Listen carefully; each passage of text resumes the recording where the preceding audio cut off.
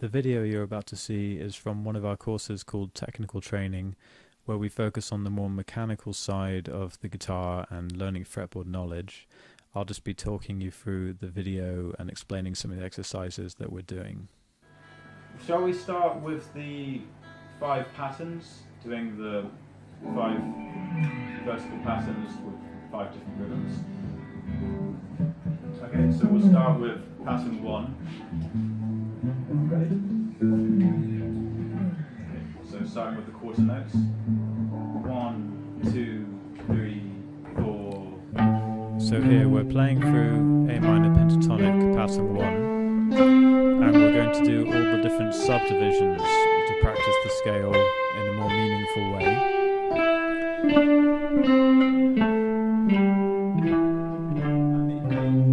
So here's the 8th notes, so we've effectively doubled the pace.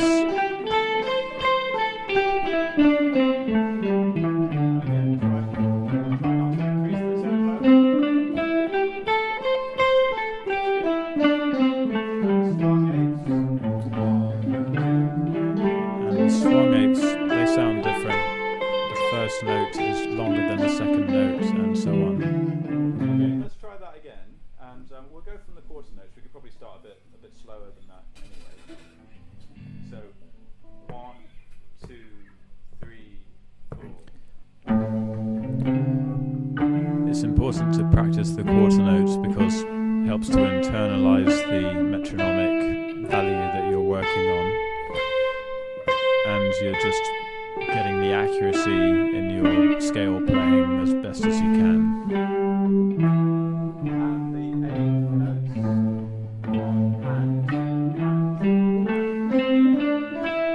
People tend to rush 8th notes a little bit, so you just have to watch the tempo there.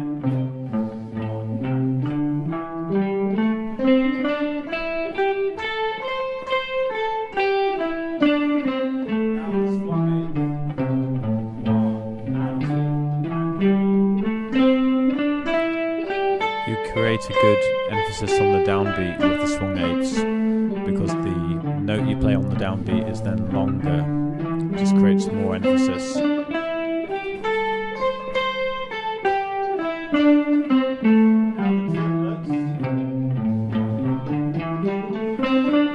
the triplets you have to focus on the notes being grouped in 3s, but you're using 2 notes per string, so it takes a bit of time to get used to how that feels.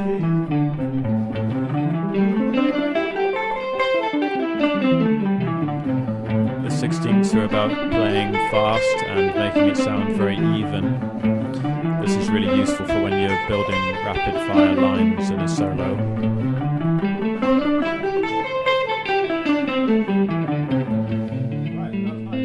So pattern 2. So 1, 2, 3, 4.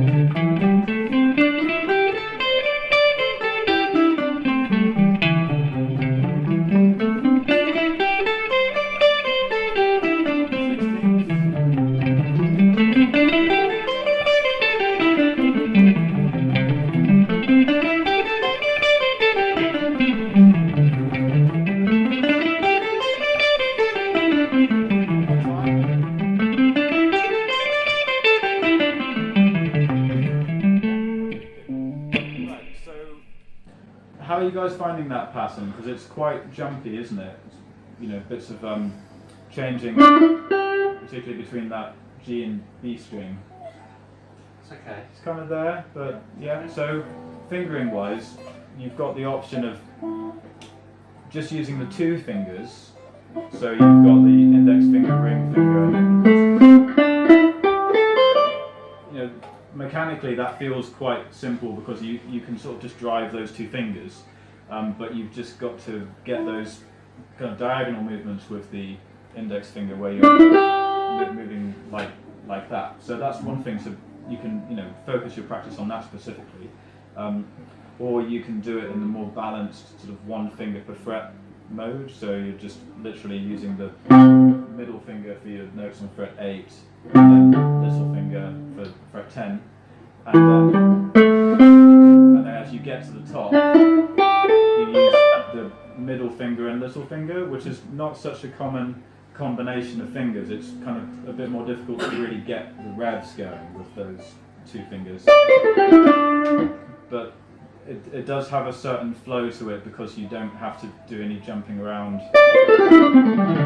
business. So for me it just depends on what I'm trying to do. If I'm trying to play something with more vibrato, wanting to do bends and have a bit more energy, then I'll probably just use the two fingers with the addition of, you know, using that middle finger around fret 9, because then you can kind of get around that corner of the scale. But if I want to do it just fluidly, if I'm doing a 16th, I'll probably just do it, you know, with the little finger and middle fingers because it's a bit smoother. So just, you know, try that at home to see which one works better for you. Okay, so on to passing 3. 1, 2, 3, 4. Now this pattern starts off very even on the low strings, and then the top 3 strings are very uneven. So this one takes a while to get used to.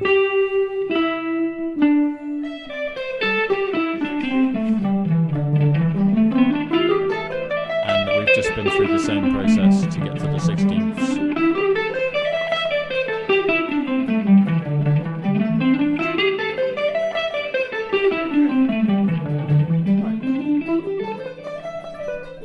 Oh, nice. You guys got some energy going there. Don't want to stop it. Yeah, that's good, Chris. I can see you're making headway with that.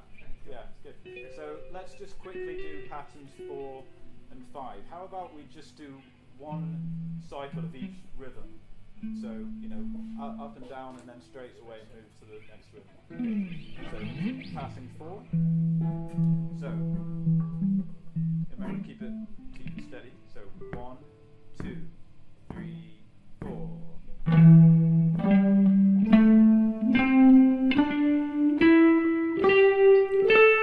This pattern is actually very straightforward to play. It's very commonly learned after people learn pattern 1.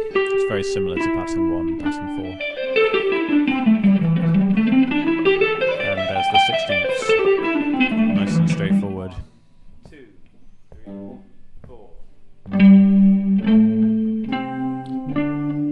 Here's pattern 5. This is a very even pattern as well. Really helps to bridge the gap between pattern 1 and pattern 4.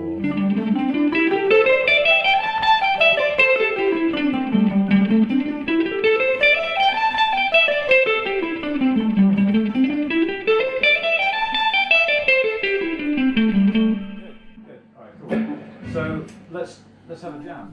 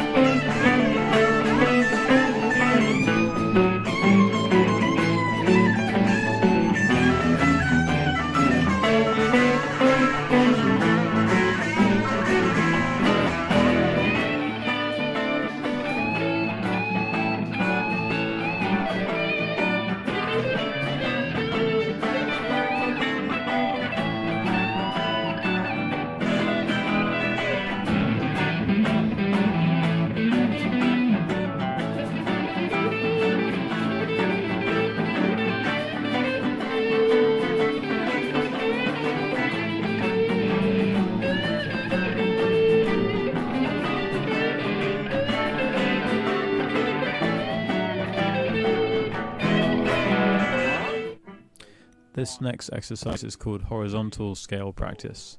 We're moving through the 5 positions, but we're just using the top 2 strings in this case. So we're effectively playing 4 notes and then moving to the next position. So there's pattern 5, so coming down pattern 5, down pattern 4, there's 3, there's 2, and then down pattern 1 to start again. And we go through all the 5 subdivisions.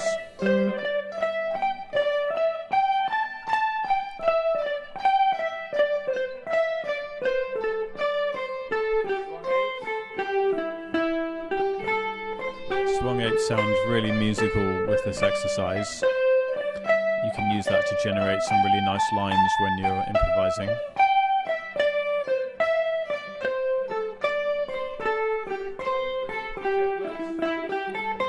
Now triplets are difficult because you're using a set of 4 notes in each pattern, but you're putting it into a 3-note triplet grid. Yeah, it takes a while for everyone to get used to that one.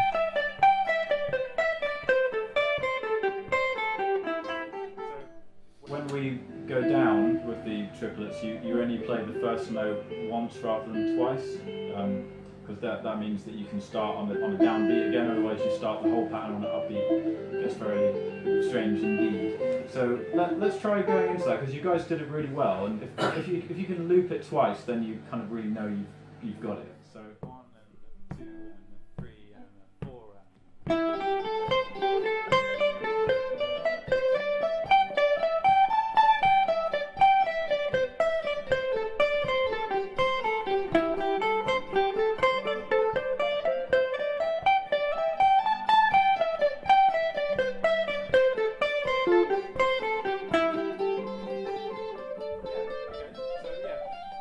Right, the first 2 rounds there were good, yeah. So that's really nice. Now let's try and do that going into 16ths. Shall I show you how it sounds? Because if you know what you're aiming for, then you'll be better. So I'll just do the triplets for you.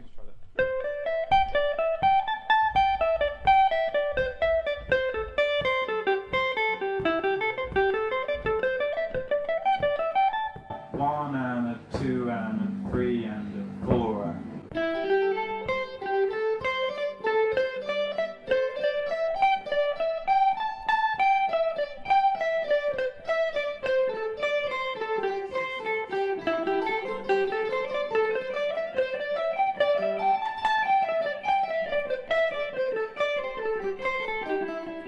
Okay, so have you guys had a look at the diagonal at all? Right, okay, so... Not this week. Yeah, okay, so we start from 3rd fret on the bottom string, and you'll notice that there's 2 notes on the 1st string, and then 3 notes, and then 2 notes and 3 notes, and it's got a bit of consistency to it in that way. So we've got 3, 5, 3, and you can quite get to slide from that 3 to 5 on the A string. Then you've got the 7. So when I say slide, I would still pick all the notes, but you're just using the index finger to do the position change. And then you just watch out when you go to the B string, you play 8, 10. So you have that more of a diagonal string change. And then up to fret 12 on the top. Yeah. That's right, yeah, going back on the G string, then back on the... So you can feel that 1, 2, 1, 2, 3, 1, 2, 1, 2, 3, 1, 2, 1, 2, 3, 1, 2, 3, 1, 2, 1, 2, 1, 2, 1, 2, 1, 2. That helps to the muscle memory. So if you make a point of always doing the slide or the position change with the same finger, whether it's the ring finger or the index finger, then that will become more of a chunk. You'll be able to repeat that as a kind of motor set. So, for example, slide.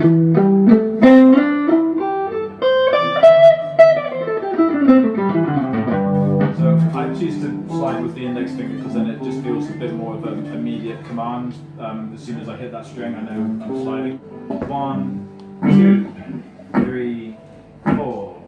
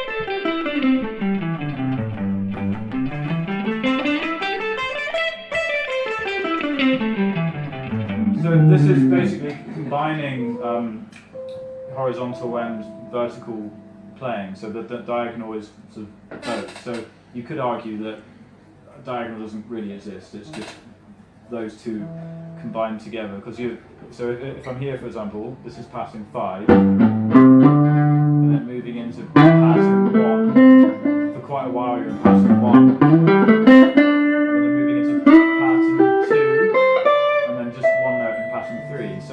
Mostly sort of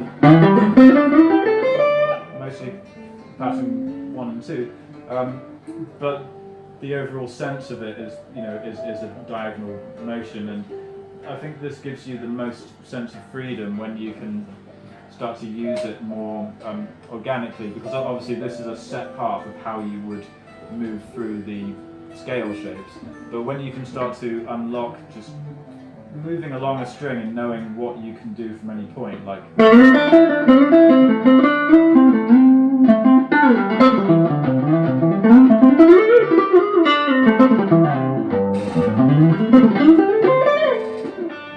it just feels like you can kind of go anywhere from that, and for me it starts to feel like you can express just lots of different movements with the hand, and it almost like if you were painting or something, just the idea that the way that you're moving your hand and your whole arm is you're kind of getting a sort of like expressive sort of movement.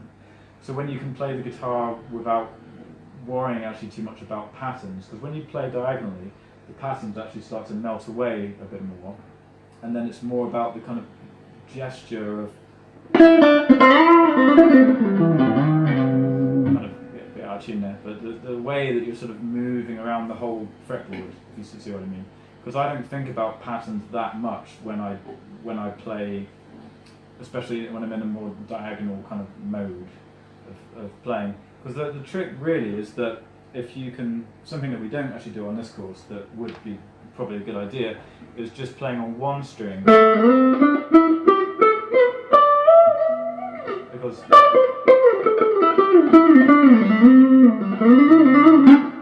then you can basically just know wherever your neck's going to go on any string. And then if you've got the two pattern, the two string patterns, so you're on a set of strings, and then I switch to another string, So whenever I'm on a string, I know what my kind of 2 string patterns are, so I can easily change string, and then when I'm on a string, I can go up and down. So I'm not actually thinking about patterns that much when I'm doing that. But you can think about patterns when you're just in one place and you're doing more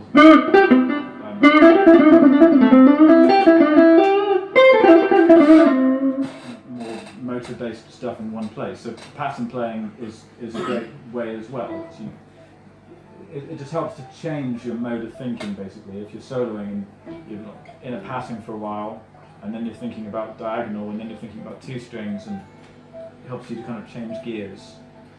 But the diagonal thing, if you can really master it, it basically does blend everything together. So it's really good in that sense. 1, 2, 3. Now we're playing with the caged system of chords here. So we're playing 5 shapes of a C7 chord. So here's a C shape, A shape, G shape, E shape, D shape, and then going back down in reverse order. Okay, good. Okay, so and then you'll get the sense of a sequence that just flips itself round, with the first chord shape always jumping and becoming the next higher one. So like the next one, when you do G, for example, you start with G shape, so that the highest one now is going to be an A shape. So there's G, there's a E shape, D shape,